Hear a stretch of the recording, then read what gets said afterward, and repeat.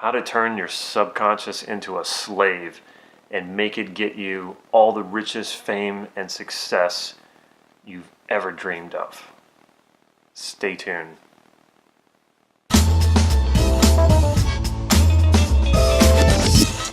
Damon here with an LP Gem. How to make your subconscious your bitch. I hope I've gotten your attention by now. That was really what I was trying to do. And I'm also making fun of all of the hypnosis, NLP, law of attraction, secret type internet gurus who have this attitude of treating the subconscious like it's a slave or a computer, and that you can reprogram it or you can force it or control it and make it get you what you want. First of all, I don't agree with any of that. Let's start unpacking this.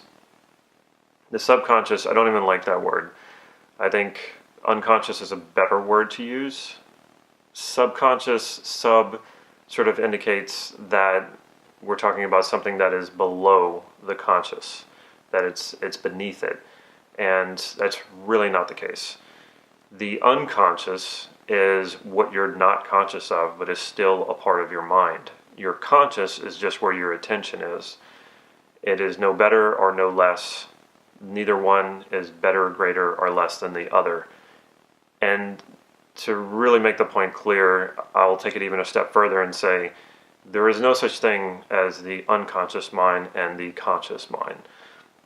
There's one mind, and part of it you're aware of and part of it you're not, but it is one awareness. And say, like when you're sleeping, you are unconscious, but your alarm goes off and something hears that alarm and wakes you up.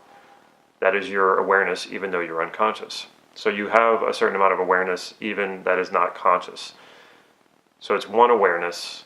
Part of it, your attention is on. Part of it, your attention is not on. Okay, it doesn't make one better than the other. Both the conscious and the unconscious has its own agenda and has its own wisdom. For example, have you ever wanted something really, really bad and you didn't get it? And looking back on it, you realize that it wasn't good for you. It's not something you should have gotten, or if you had gotten it, it would have created more problems, maybe even devastation and tragedy. Your consciousness, in consciousness, you might have wanted that. Your unconscious sort of realized that this was not good for you and prevented it from happening. I'll give you my own personal example. I moved to LA from New Orleans in my early 20s to be a filmmaker, and let's be honest, I wanted to be a famous filmmaker. In LA, everyone wants to be famous, and I don't just mean aspiring actors and aspiring filmmakers. Your doctor, if you live in LA, your doctor wants to be famous. Your janitor or the janitor down at the Y wants to be famous. Your mechanic wants to be famous. Everyone wants to be famous. So, and nobody wants to admit it. Had I gotten famous, it would have destroyed me. I did not have the ego strength or the understanding or the wisdom to handle fame. And countless lives are destroyed by fame for people who aren't ready for it. I also happen to not be a very good filmmaker. So, a little side note there. So how should we treat the unconscious?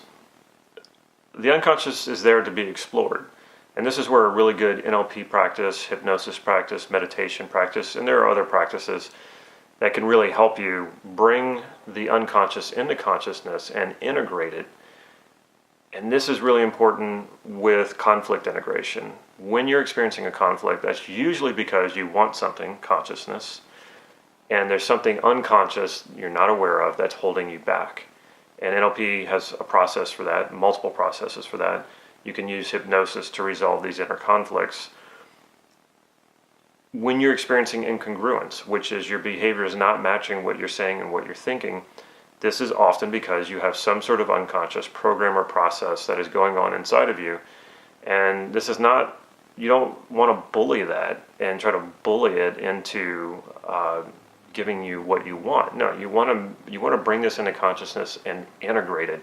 You want a yin-yang fluid relationship between consciousness and unconsciousness. This is the ultimate goal.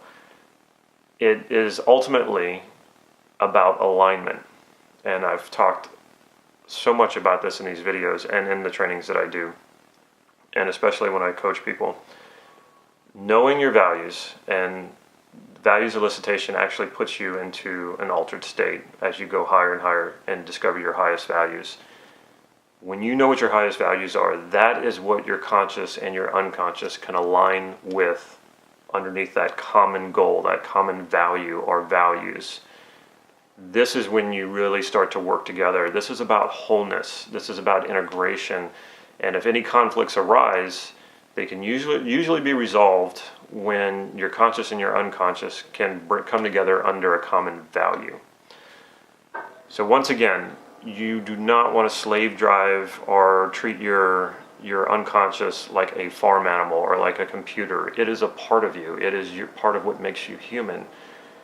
It's there to be discovered. It's there to be explored. And the more you do that, the more you're going to enjoy life. The more you're going to find life fulfilling. The more alive you will feel when you discover, make it a daily practice to discover your unconscious. Bring it into consciousness. Integrate conflicts.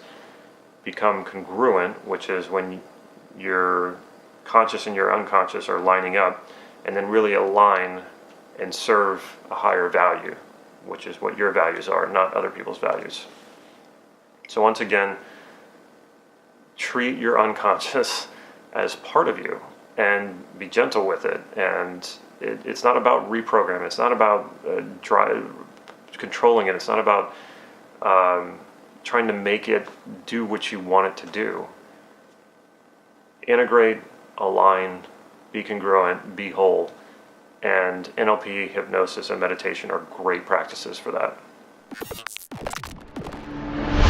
Check out our website, nlp-gym.com. Follow us on Facebook. And if you haven't already, please subscribe to this YouTube channel so you can get these videos on a regular basis. Take care.